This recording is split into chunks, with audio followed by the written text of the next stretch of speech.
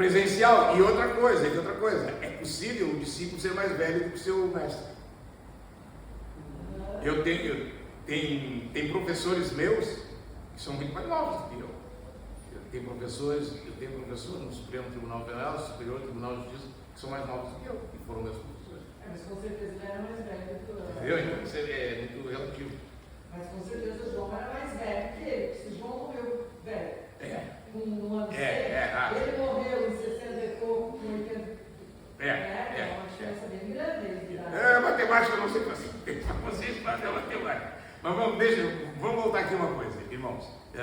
O tempo está mandando que a gente vá encerrando. Que é o seguinte: a igreja cristã, irmãos, isso pelo menos nós evangélicos deveríamos ter claro. Não houve uma ordem de Jesus, não tem na história isso, uma ordem de Jesus dizendo: funda uma igreja em Roma e lá vai ser a minha sede. O pastor de Roma, que não vai ser só pastor de Roma, ele vai ser de toda a região. Então, quando o pastor é pastor de toda uma região, ele tinha um outro nome já. Quando ele era pastor só local, ele era um presbítero. Quando ele era um pastor regional, ele era um episcopos, ele era um bispo. Então, não tem nenhum texto de Jesus dizendo que o pastor de Roma, o bispo de Roma, o episcopos de Roma, seria o pastor que presidiria a sua igreja. Isso não existe na Bíblia. O que existe? E aqui está o ponto agora. São as informações históricas. Nero, eu falei que Nero, no ano 64, desencadeou uma perseguição desgraçada. Incendiou Roma e tal, Nero. Passou, Nero suicidou, né? Passou o período de Nero. Veio outro pior. Teve calmaria, perseguição. Agora, teve um período, eu estou dando um salto, João morreu no ano 100, eu estou dando um salto para o ano 303. 303. O imperador era Diocleciano, imperador romano. Ele moveu perseguição. Gente, vale a pena ler livros dos mártires para ver as atrocidades que eram feitas contra os cristãos nesse período de Diocleciano. Foram do ano 303 ao ano 313, 10 anos implacáveis para a fé cristã. Das grandes, talvez das maiores perseguições da fé cristã. E aí, um jovem político aspirando o império, ele conseguiu a façanha. Esse jovem chamava-se Constantinus. E ele teve um sonho. Não era cristão, ele era pagão. Mas ele teve, só para lembrar, que a palavra pagão é mal colocada entre nós. E eu falei no sentido mal. A palavra pagão para nós é quem não tem Deus, quem não quer nada com Deus. Etimologicamente, pagano é quem é dos pagos, é quem é da zona rural, é quem não tem maiores convívios com uma região mais civilizada. A etimologia de pagão é isso, pagano. Só que sofreu mudança e hoje pagão é quem não tem Deus, não crê em Deus, é ateu, coisa que eu valha. Então, Constantino era um pagão. Ele teve um sonho. E nesse sonho, o sol ao meio-dia e uma cruz com uma inscrição: com esse sinal vencerás. Os adventistas pegam a mesma história e dizem que Constantino teve a visão que o sinal queria vencer o sol. Por isso que ele mudou o sábado para o domingo e o dia do sol. Isso é balela adventista. O sonho de Constantino, o sinal dado a Constantino era a cruz. A cruz de Cristo.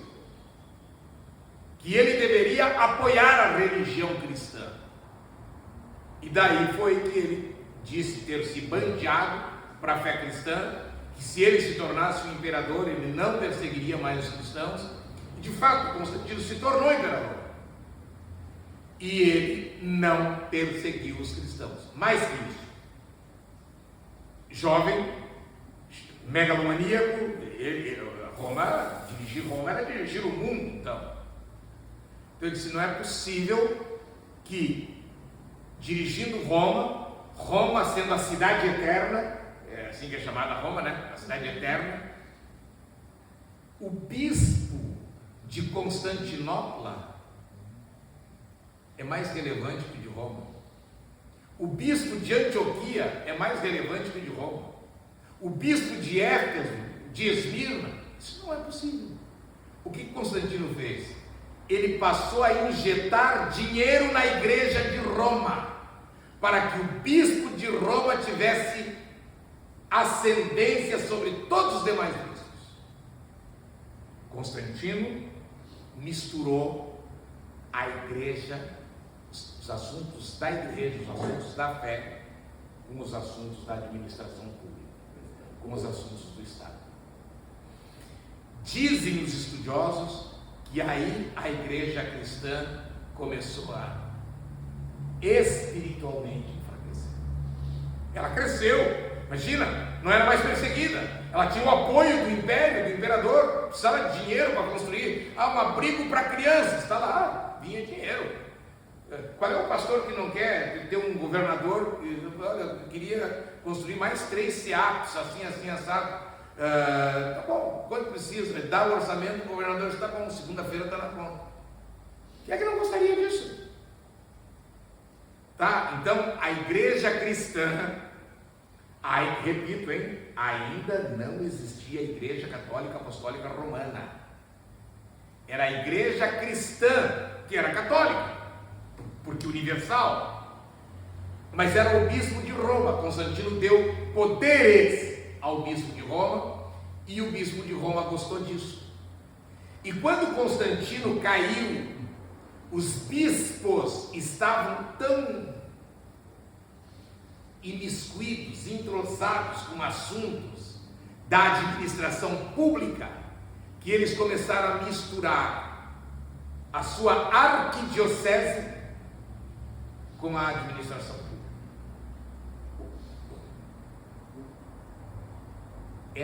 Isso é um resumo da Igreja Católica, que pôs rei e tirou o rei, porque o bispo de Roma tinha mais poder do que reis. Reforma luterana, eu não vou mais falar isso, porque eu só acho que sou o único que fala, e eu decidi que não vou mais falar, mas hoje eu vou falar. A Igreja, todos os livros que eu pegar, que vocês pegarem sobre Lutero e a Reforma, vão dizer a Reforma Protestante. E isso é um erro histórico. É a Reforma Luterana. Por que protestante? Eu aprendi, eu sou de São Leopoldo, o berço da imigração alemã no Brasil, onde estão as 2 principais faculdades de teologia luterana no Brasil. Estão as 2 em São Leopoldo. E eu aprendi desde menino, protestante, porque Lutero e os alemães protestaram. Isso não é assim. Lutero, sim, discordou de várias práticas de Roma.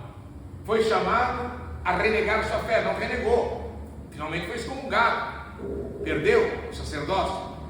E assim nascia o luteranismo. Acontece que a nação da Alemanha, não era só a nação da Alemanha, os países tinham que pagar tributos fortes a Roma.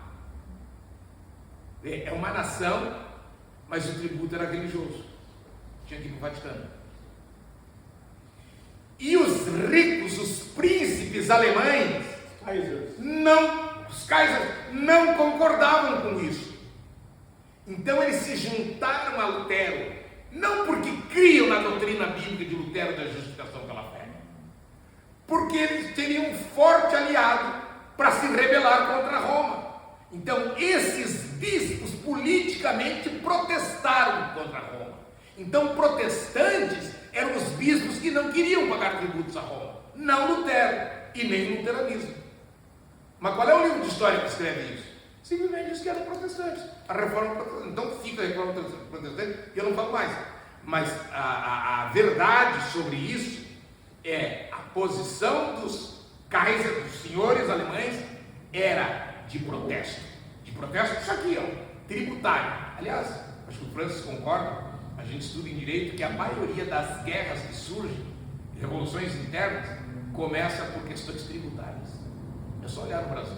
Guerra dos farrapos, guerra disso, é tudo tributário. Não queriam mandar tributo para o Rio de Janeiro, no Império. E aí vem as revoluções. Tá? Então, tá, eu falei demais. Vamos voltar aqui.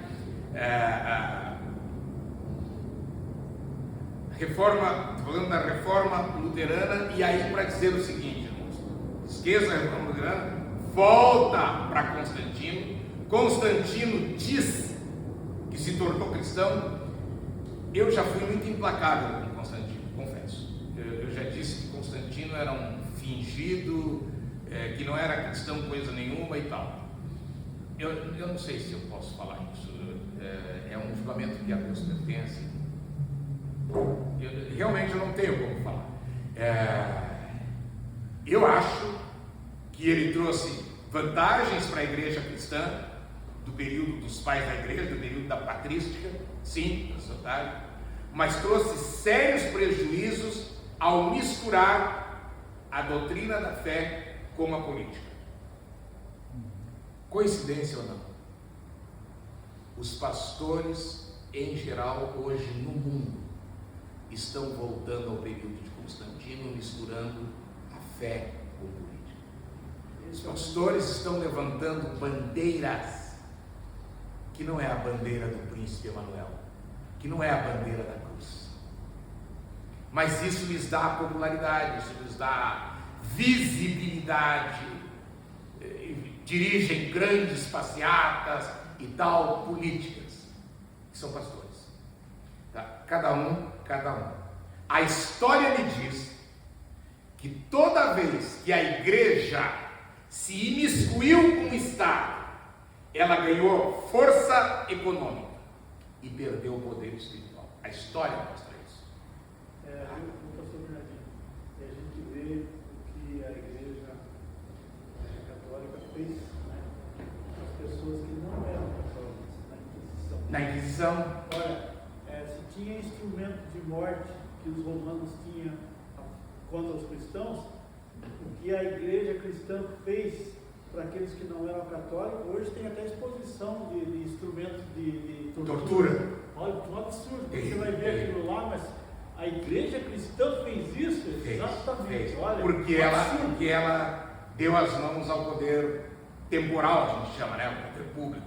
Então, irmãos, está na hora do culto e temos que encerrar. Eu só queria dizer para os irmãos, dentro desse período, vamos ver se a gente consegue na próxima analisar os pontos altos do concílio de Niceia, em 325, o concílio de Calcedônia, em 451, pelo menos esses dois concílios são muito relevantes. E daí, antes de chegar na reforma luterana, a gente pensar um pouquinho eu acho que todo crente sabatista fica com essa interrogação, para aí. Mas como era a igreja com relação aos outros ensinos da Bíblia? Vamos falar, os 10 mandamentos, o sábado de Deus. Como era a igreja nesse período? Então, irmãos, para lembrar o seguinte, Deus sempre teve pessoas, grupos pequenos, fiéis à sua palavra, espalhados nos mais diferentes rincões da Europa de então. E nós vamos gastar um pouquinho de tempo para falar dos anabatistas. Eles nos precedem, os anabatistas precedem os batistas, eles nos antecedem. Então, no que eles criam? como é que eles levavam a vida deles, como é que eles pautavam a vida deles. Os valdenses também, né? Os valdenses, os huguenotes, tem vários desses grupos, mas eu acho que para nós, batistas do sétimo dia, os anabatistas nos ligam um pouco mais. E só para já antecipar, o nome anabatista é um nome inadequado, porque anabatista quer dizer contra o batismo, e eles não eram contra o batismo, eles eram contra o batismo infantil, eles eram contra o pedobatismo, mas não contra o batismo, tá? Então, o nome anabatista, o apelido anabatista é um apelido impróprio, mas pegou. E dentre os anabatistas, a história apresenta os anabatistas sabatarianos, anabatistas guardadores do sábado. Para a gente ficar situado aqui no tempo, anos 100, a morte de João, a morte dos apóstolos. Quando que a Igreja Católica, Apostólica, Romana inicia? Tá. Se tu falares com um padre católico, ele vai dizer da ordem de Mateus 16, 18. Jesus disse Pedro ali, tu és Pedro, sobre essa pedra. Ele vai dizer isso. Que Pedro teria sido o primeiro papo. Isso. Mas como instituição organizada. Não, tá. Eles dizem isso, só que isso não se sustenta. Não tem nenhum documento histórico para sustentar isso. Aliás, se questiona se algum dia Pedro esteve em Roma. Meu professor se questiona isso. Meu professor de Pedro dizia isso. Eu tenho dúvida se Pedro estivesse em Roma. Existem fundadas dúvidas se Pedro foi sacrificado em Roma ou lá onde ele se encontrava. Bom, tá, mas é dúvida. Eu não posso afirmar nem para um lado nem para o outro. O fato é que antes de Constantino, 313, ele assumiu. E o decreto dominical, nós vamos na próxima ter que entrar no decreto dominical, foi em 321, 7 de março de 321. O fato é que antes de Constantino, o bispo de Roma era apenas mais um bispo. Apenas mais um bispo. Ele não era mais que o bispo de Antioquia, ele não era mais que o bispo de Éfeso, antes de Constantino assumir o império. Então, é isso que eu queria entender, se tem essa data, no início da Igreja Católica, como eu vou entender esse pai. Tá, vou chegando lá, então vamos lá. Antes de Constantino, certamente não existia a supremacia do bispo de Roma, era tudo igualado. E há informes históricos que o bispo de Roma não era o principal, era o de Jerusalém e não o de Roma, tá? Então, antes de Constantino. Quando é Constantino? Do ano 313 para frente. Outra coisa, há uma divisão na história. Há quem diga que a Igreja Católica foi fundada no 4º século, 360 e alguma coisa, e há quem diga que foi no 5º século, 400, concílio de Calcedônia. Não há unanimidade. Na pior das hipóteses, e outra coisa, as doutrinas católicas não existiram desde sempre. Em cada período foi acrescentado um dogma, uma doutrina. Surgiu o dogma da perpétua virgindade de Maria, depois, não sei quantos anos, o dogma da infalibilidade do Papa quando fala ex cátedra, quando ele fala de ofício. Os vários dogmas que foram surgindo, não foi um pacote pronto. Pedro esteve em Roma e puf, esse aqui é o credo. O credo da igreja é o credo apostólico, é puramente bíblico, não tem nenhuma nota fora da Bíblia. Esse é o credo apostólico. Esse é o credo niceno também. O credo niceno vai bem parecido. O credo niceno trata da trindade, da natureza de Cristo e da doutrina da trindade. Em Nicéia se estudou exaustivamente, em 325, esse assunto da trindade. O que eu posso dizer? Não há unanimidade. A Igreja Católica foi fundada dia 7 de setembro de 1822. O Brito de Ipiranga, que nem isso se sustenta, hein? Que é tão recente. Mas aí que você pensa, por exemplo, o Santo Agostinho é considerado pai da igreja também?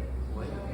Santo Agostinho. Ah, sim, houve pais da igreja depois da igreja católica. Houve.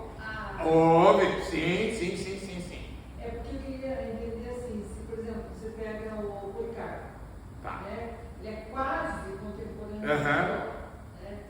Ele seria considerado, sim, católico universal, mas ele seria considerado um padre da igreja católica apostólica romana? Sim. Todos esses são. Sim. Mas da igreja católica? Sim. Mas não tinha igreja católica. Não, mas a igreja, aí que tá.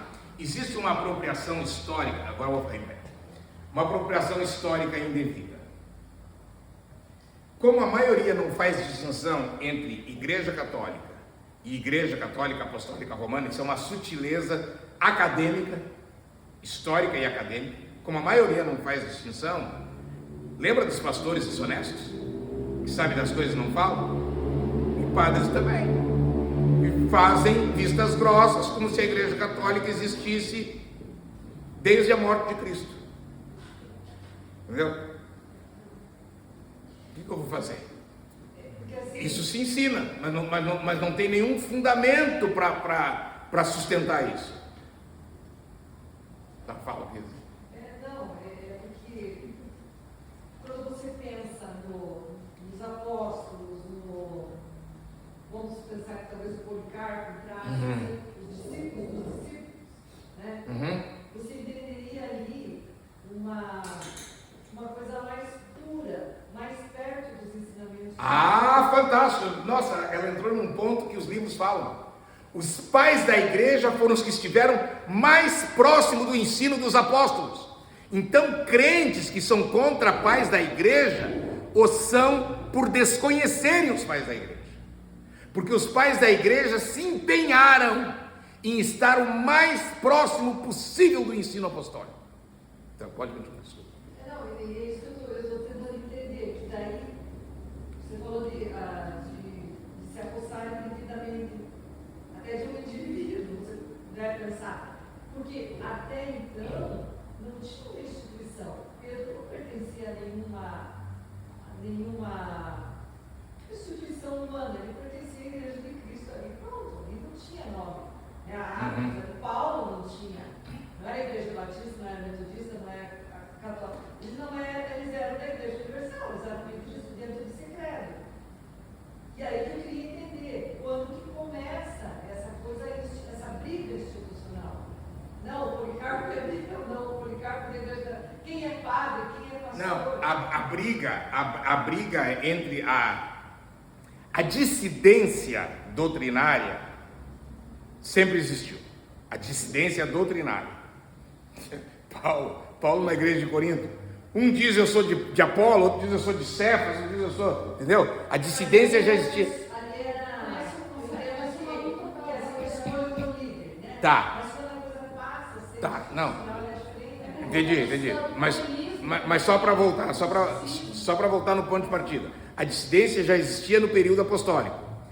No período pós-apostólico, essas dissidências daí passaram a ser, não é eu sou desse, eu sou daquele, mas o que é doutrina dos apóstolos e o que não é doutrina dos apóstolos.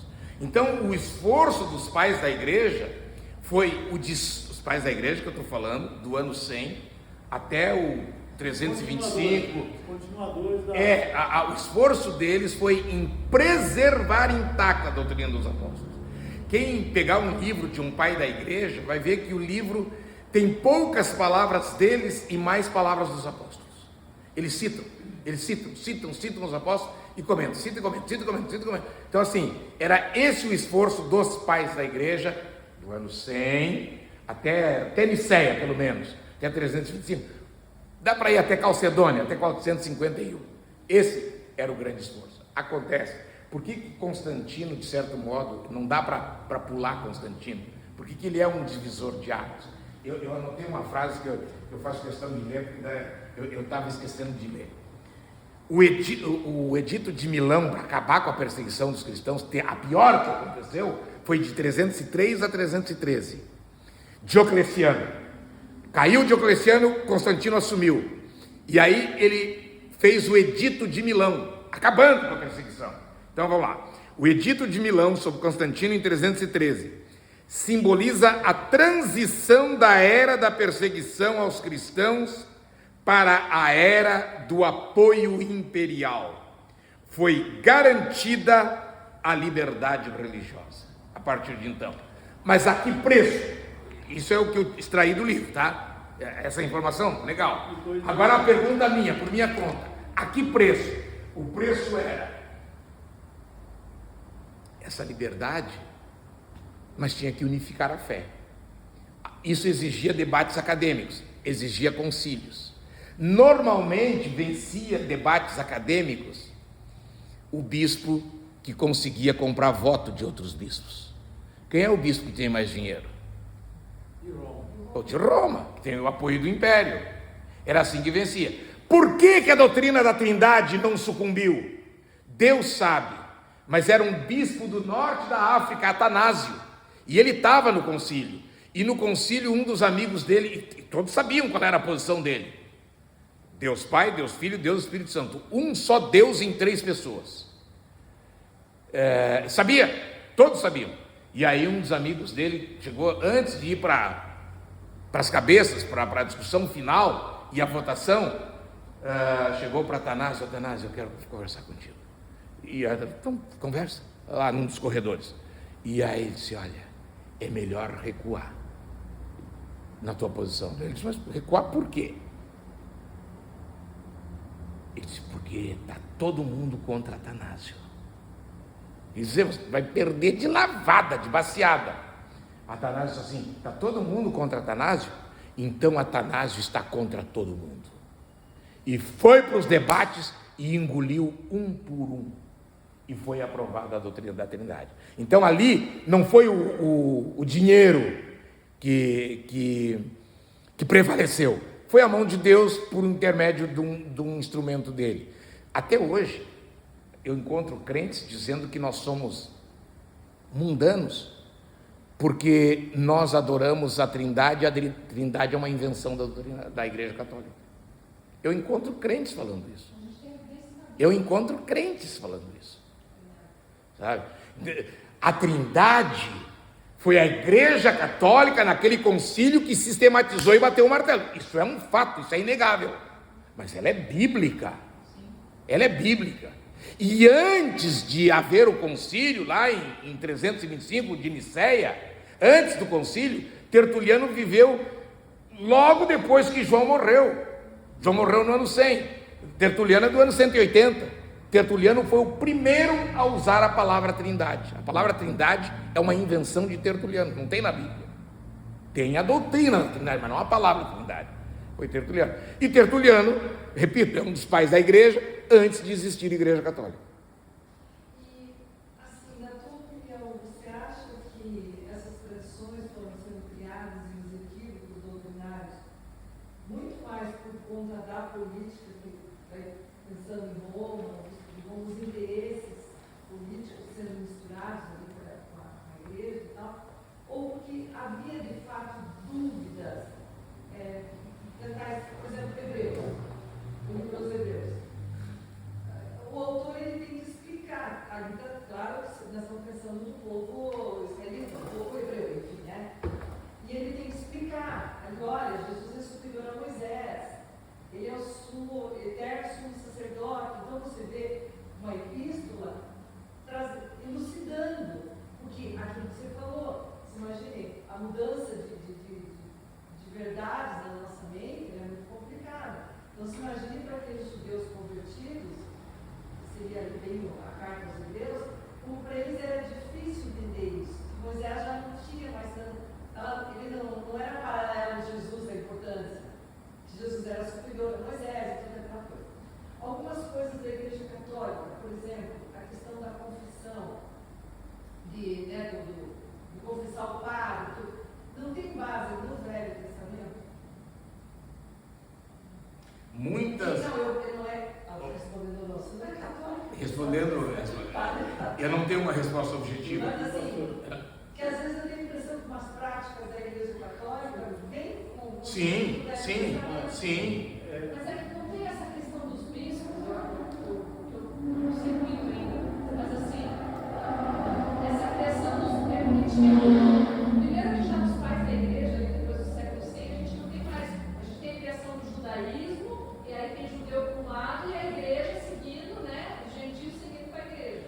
O judaísmo vem lá. Tem judeus ali no meio, mas você tem uma separação ali, né? E aí tem muita coisa de milenar. hereges e tudo mais, doutrinas pagãs misturadas, e aí tem essa criação dos bispos, que sei lá, começa talvez com o Tiago lá, que era administrador, que todo mundo vinha a ele, eles tinham essa coisa do concílio de Atos 15, e aí seguindo, e dá a impressão que aí o negócio começou a se corromper, porque eles queriam tanto se salvaguardar das heresias, né? Que aí o negócio começou a meio que se gringolar já aí, né? Já indo. Aí, tudo você tinha que passar por isso. Deixa eu falar uma coisa sobre isso. Eu não tenho uma resposta objetiva se todas as práticas do ritualismo da adoração na Igreja Católica, se todas elas são tiradas do ritual do antigo santuário. Eu não tenho objetivamente uma resposta.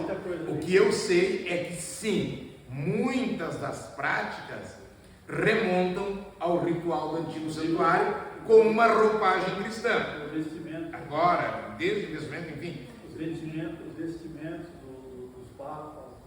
As velas, lâmpadas acesas. Tem muita ligação com o judaísmo. Agora, por exemplo, vamos voltar para o livro de Hebreus. Tá? Assim, às vezes eu brinco, né, que foi Paulo que escreveu, mas tudo bem. Mas para ter escrito o livro de Hebreus tem que ser tem que ter muito conhecimento do Velho Testamento. Sim. E quem tinha muito conhecimento do Velho Testamento chama-se Saulo, o Paulo. Para escrever o verdadeiro sumo sacerdote, tinha que conhecer profundamente. E eu tenho a impressão, eu tenho quase que 99,99999% que foi Paulo. Por causa disso. Por causa do conhecimento. Deixa eu só dizer uma coisinha disso aqui, irmãos, o tempo já estourou, tá? Me perdoe. Mas só para dizer uma coisa, isso que a Meire falou ali, nós não podemos esquecer uma coisa, não vai dar, vai ficar para a próxima jornada. Não podemos esquecer uma coisa, ainda falando dos pais da igreja. O grande problema que os pais da igreja tinham, doutrinariamente falando, a igreja cristã se dividia em dois polos. Se eu não parar para ver isso, eu vou fazer uma avaliação anacrônica e o resultado não é bom, sai errado, anacrônica, né, fora do tempo, que é o seguinte: o grande problema da igreja cristã, a gente fala assim, tinha os judeus que se converteram ao cristianismo e tinha os não judeus, como é que era o nome? Goia, tudo que não era judeu. O problema não era só isso. Coins. O problema não era só isso. A igreja cristã, o mundo se dividiu entre tradição do Ocidente e tradição do Oriente. O grande problema dos concílios, os cismas, as desavenças, era conciliar o pensamento oriental cristão com o pensamento ocidental. Isso gerou as grandes controvérsias e não é por acaso que até hoje existe a Igreja Católica Ortodoxa Grega. E em Moscou, em Rússia, Putin e seus apaniguados prestam continência não é ao Papa em Roma, e sim ao patriarca da Igreja Ortodoxa. É o pensamento cristão oriental que até hoje colide com a ideia bíblica ocidental. Isso não pode ser desprezado. Com isso se depararam os pais da igreja nos concílios. Na teologia que a gente estuda hoje não tem a parte oriental. A gente vê pouco da parte oriental que deveria ver. Que não pode ser negligenciado. Inclusive você falou aí referente que os hispanos eles se chamam de cristianos, né? E que eu acho interessante que no judaísmo também existe divisão. Existe o judaísmo que eles chamam assim, Sefaradim, que vem ali de Sefarad, Portugal, Espanha, tudo aquilo ali, os judeus da diáspora Sefarad. E existe os judeus Ashkenazim. Então, quando você pega o livro de orações da sinagoga, aí diz assim: o Sefaradim vem até aqui, agora daqui para frente funciona os Ashkenazim. Então, aí quando você pega o livro dos primos, né, ou dos irmãos que vem lá do Ismaelita, existe os árabes xiitas e outros que é os sunitas. Então na sinagoga, o mulá lá, ele vai, quando o camarada é sunita, ele vai fazer, por exemplo, a apresentação do filho lá, até aqui. E quando ele é xiita, tem outra coisa. Vai mais além. Então, existe divisão até nisso, né? Então, vem dali. E às vezes o judaísmo arkenazim não se bate com o sefaradim, mas todos eles se respeitam entre eles. Assim como existe, eu vi o russo, né? A autoridade eclesiástica se encontrando com o Papa, né, com o Patriarca, né? Eles se bicam ali e tal, mas eles não renunciam à fé do lado deles, nem de um lado nem de outro. Irmãos queridos, o tempo esgotou faz tempo. Eu peço desculpas, gostaria de ter avançado mais. Eu reconheço que a gente se demorou muito sem ter grandes avanços. Eu lamento, espero que na próxima a gente consiga andar melhor. Houve aprendizado. Pastor, em que ano que foi fechado o cano bíblico? Então tá. Do Antigo Testamento. Não. Tá, vamos lá. No Antigo, que são duas etapas. O Antigo Testamento foi fechado nos dias do profeta Malaquias, 400 anos, cerca de 400 anos antes de Cristo nascer. Mas esse cânon foi confirmado no concílio de Jamnia no ano 90. A igreja cristã confirmou o cânon usado por Jesus no ano 90. Ele foi fechado 400 anos antes de Cristo, confirmado no ano 90. O cânon do Novo Testamento, eu não lembro, é 400 e alguma coisa, eu tenho que olhar, se eu chutar eu vou errar. É 400 e alguma coisa. Foi muito difícil o fechamento do cânon do Novo Testamento, porque teve livros que estão no cânon, que não queriam que entrasse no cânon, tiveram dificuldades de passar, e tem livros que não estão no cânon, que queriam que entrasse no cânon.